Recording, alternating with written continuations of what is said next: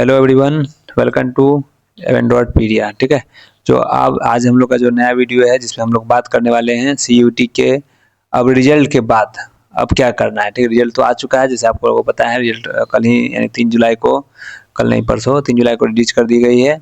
अब आप आगे रिजल्ट के बाद क्या करेंगे, कैसे कॉलेज के लिए अप्लाई करेंगे, कैसे क्या मिलेगा उससे रिलेटेड। ठीक है, उससे पहले एक कैंडिडेट का के रिजल्ट की ओर लेके चलते हैं आपको, जिससे आपको जानकारी मिलेगी कि क्या क्या स्कोर होता है, नॉर्मलाइज स्कोर क्या होता है, रॉ स्कोर क्या होता है, उसके बाद परसेंटाइल क्या है, उसके आधार पर फिर कैसे आप कॉलेज के लिए अप्लाई करेंगे। पूरा प्रोसेस हम लोग देखेंगे इस वीडियो में। ठीक है, एक डेमो लेकर आपको दिखाएंगे, उसके बाद जो कि कितना कटअप होता है ये सब आपको पता चलेगा। ठीक, उससे पहले बता दें, अगर इस चैनल को अभी तक सब्सक्राइब नहीं किए तो वो कर ले, क्योंकि हर एक छोटी बड़ी आपको अपडेट सबसे पहले यहाँ पे मिलेगी। उसके साथ ही साथ इसके डिस्क्रिप्शन में लिंक दिया हुआ है टेलीग्राम चैनल का, वो ज्वाइन कर लें, व्हाट्सएप ज्वाइन कर लें, क्योंकि हर एक न्यूज़ अपडेट सबसे पहले मिलती रहेगी। बाकी बात कोई हेल्प भी चाहिए तो आप टेलीग्राम या व्हाट्सएप के थ्रू हेल्प ले सकते हैं हम लोगों से। ठीक है, तो चलिए स्टार्ट करते हैं वीडियो को।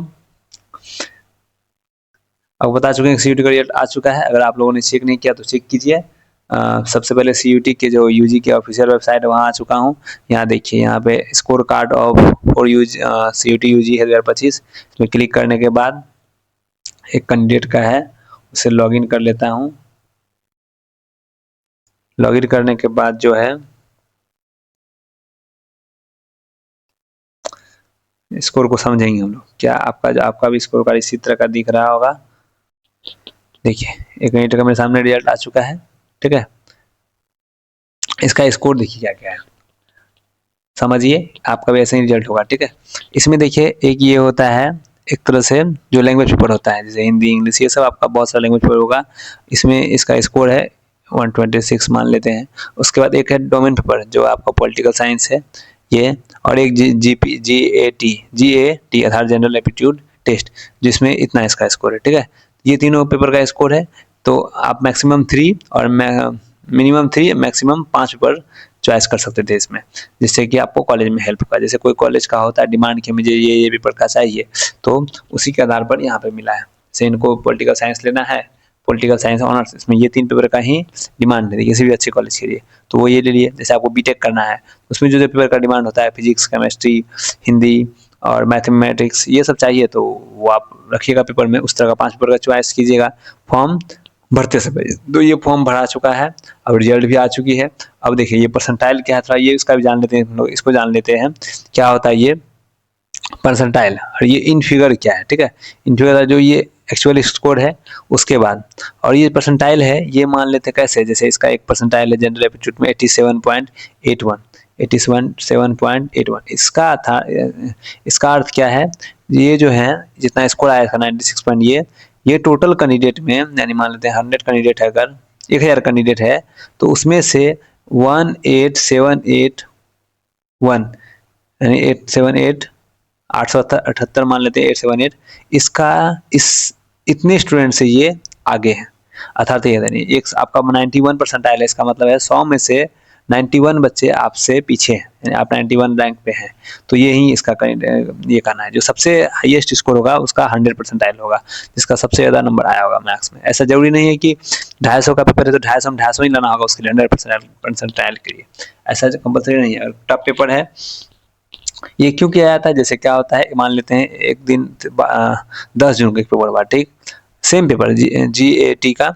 उसके बाद और यही क्वेश्चन फिर 12 जून को भी एग्जाम हुआ इसी का, और किसी शिफ्ट में क्या होता है कि हार्ड क्वेश्चन आ गया, मान लेते हैं इस शिफ्ट में बहुत हार्ड क्वेश्चन आ गया, इस शिफ्ट थोड़ा सा ही आ गया, तो दोनों का जो एवरेज स्कोर है, जैसे इसका जो हार्ड क्वेश्चन है इसलिए मैक्सिमम बच्चा 250 में से 200 ही बना, 150 का ही स्कोर कर पाया जो सबसे टॉपर स्टूडेंट है, और इसका जो टॉपर स्टूडेंट था वो 200 स्कोर कर लिया।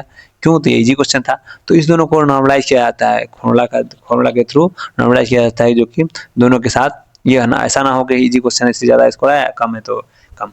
तो ये है नॉर्मलाइज का ये। ठीक है, तो ये टोटल नॉर्मलाइज स्कोर है इसका, और ये परसेंटाइल है। परसेंटाइल इंपॉर्टेंट होता है, जितना वो परसेंटाइल देख रहे हैं कितना अच्छा स्कोर है।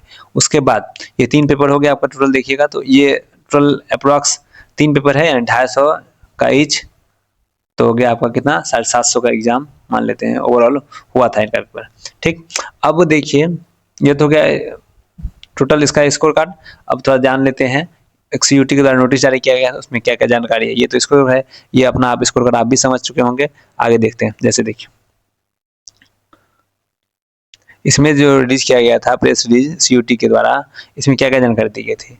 तो ये जानकारी तो आप पढ़ ही रहे हैं। इसमें बताया गया कि हाँ ये कॉलेज डिक्लेयर कर दिया गया रिजल्ट, इसमें पूरा जानकारी दिया हुआ है। ये आप लोग जानकर देख सकते हैं कितने कैंडिडेट ने एग्जाम दिया था, इतना रजिस्टर्ड था, इतना अपेयरेट हुआ था एग्जाम में, ठीक। उसके अपेयर होने के बाद आगे देखते हैं अगला नोटिस क्या है।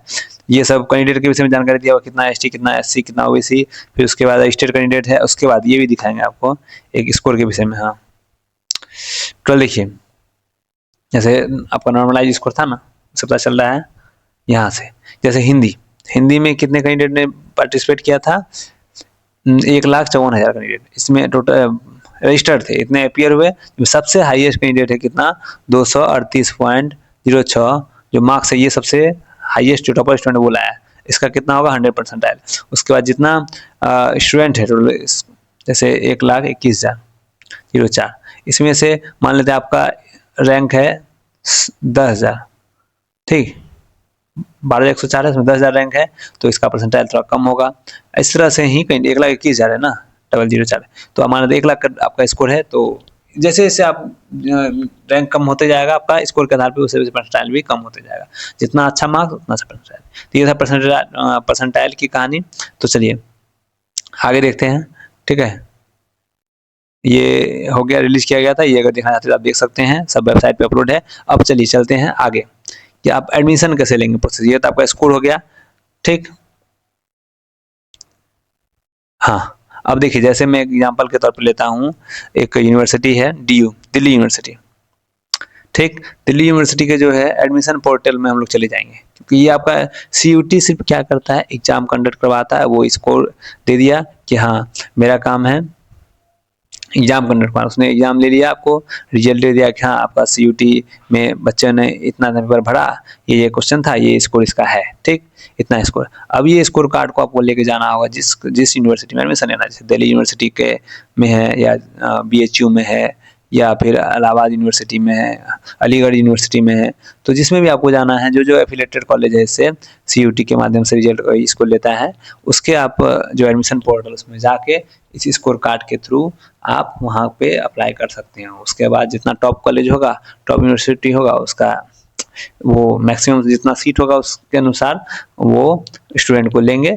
उसके बाद उसका कट ऑफ डिसाइड होगा कि जिसका इतना टोटल मान लेते हैं 750 का एग्जाम हुआ, उसमें से अगर किसी का 600 स्कोर है तो जो अच्छा कॉलेज है वो लेगा 600 से, और जो उससे थोड़ा कम होगा वो थोड़ा जो कुछ कम पॉपुलर है वो लेंगे। इस तरह से डिसाइड होता है कॉलेज, ठीक। तो रैंक देख लिया हम लोग। आप देखते हैं जैसे यहाँ देखिए दिल्ली यूनिवर्सिटी के एडमिशन पोर्टल पे आ चुके हैं।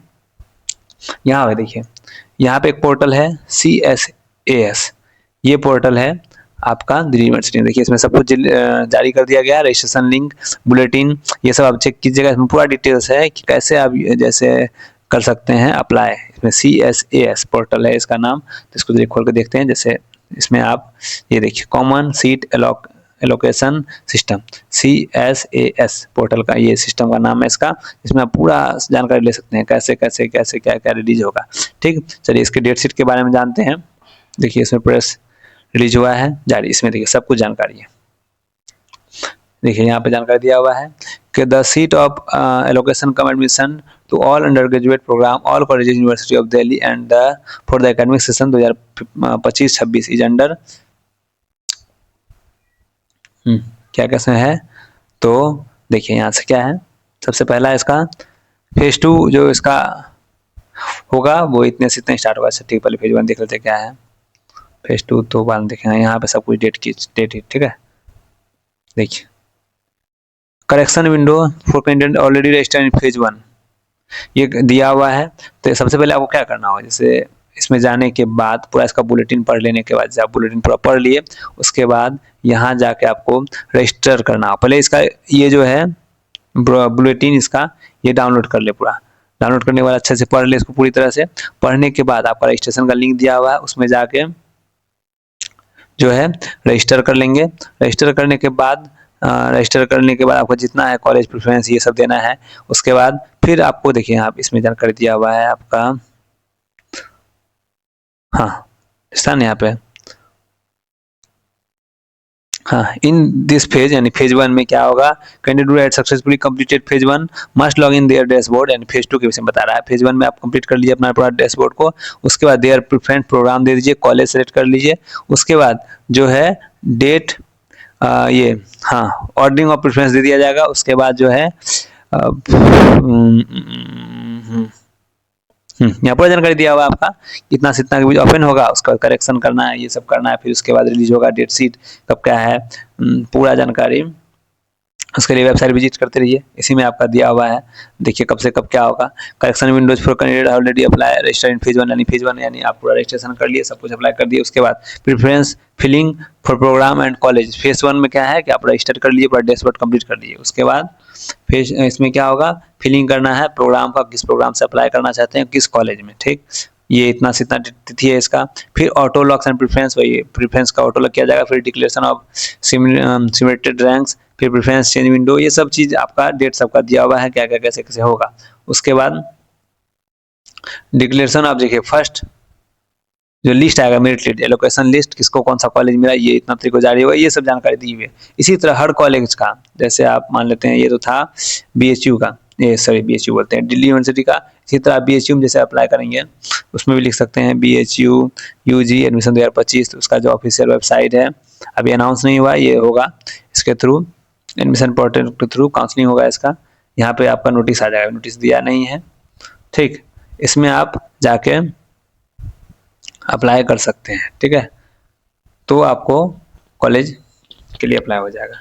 तो ये पूरा प्रोसेस है आपका एडमिशन लेने का, कैसे आप एडमिशन ले सकते हैं, क्या क्या प्रोसेस है, इसका कटअप आप देख सकते हैं, पिछला 5 ईयर का क्या कटअप रहा है। जैसे ओवरऑल स्कोर अच्छा होता है, अगर मान लेते हैं किसी का 3 पेपर है, उसका एक सेक्शन का 250 का एग्जाम होता है, मान लेते हैं आपका टोटल स्कोर 750 का है, 3 पेपर आपका है, उसमें से आप अगर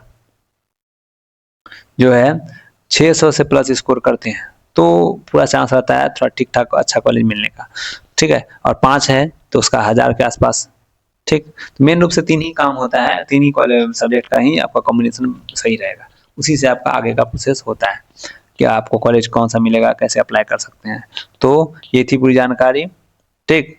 अगर जैसे ही आपका इसके लिए अब ये CUT का काम खत्म हो गया, वो एग्जाम NTA ले लिया है अपना, अब आगे आप कॉलेज के वेबसाइट को विजिट करते रहें, उनका अपना एडमिशन का फी है, एडमिशन पोर्टल है, उसके थ्रू आप एडमिशन ले सकते हैं।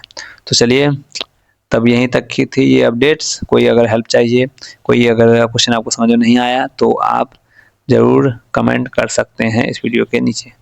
चलिए मिलते हैं अगले अपडेट्स में, तब तक के लिए धन्यवाद।